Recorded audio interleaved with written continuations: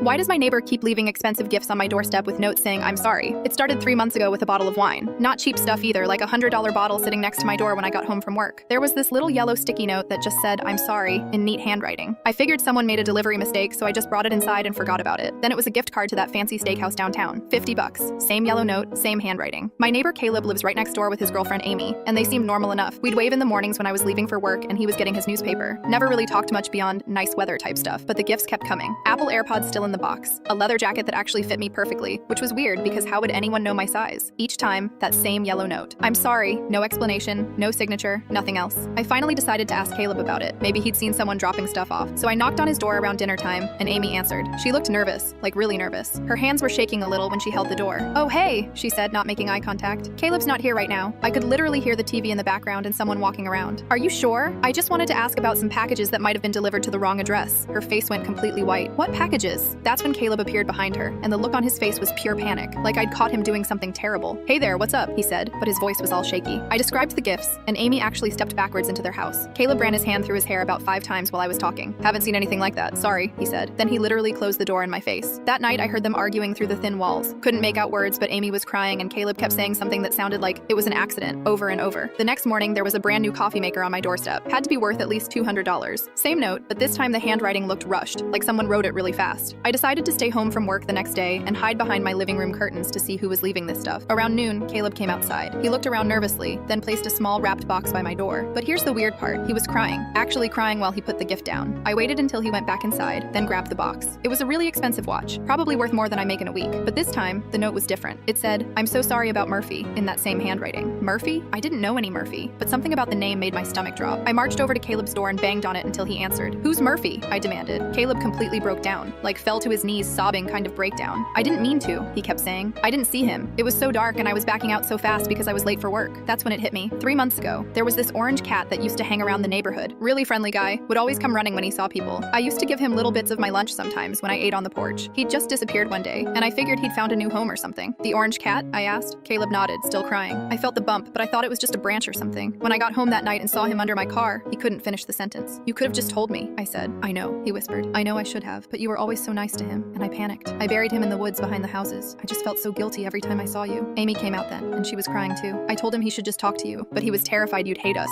The worst part was, Murphy wasn't even really my cat. He was just this neighborhood stray that everyone kind of looked out for. But Caleb had been torturing himself for months, spending hundreds of dollars on gifts because he couldn't bring himself to just knock on my door and say what happened. I told him to stop with the gifts, that I appreciated him feeling bad, but buying me stuff wasn't going to bring Murphy back. We ended up having coffee together the next weekend, and he showed me where he'd buried Murphy under this big oak tree. We put up a little stone marker.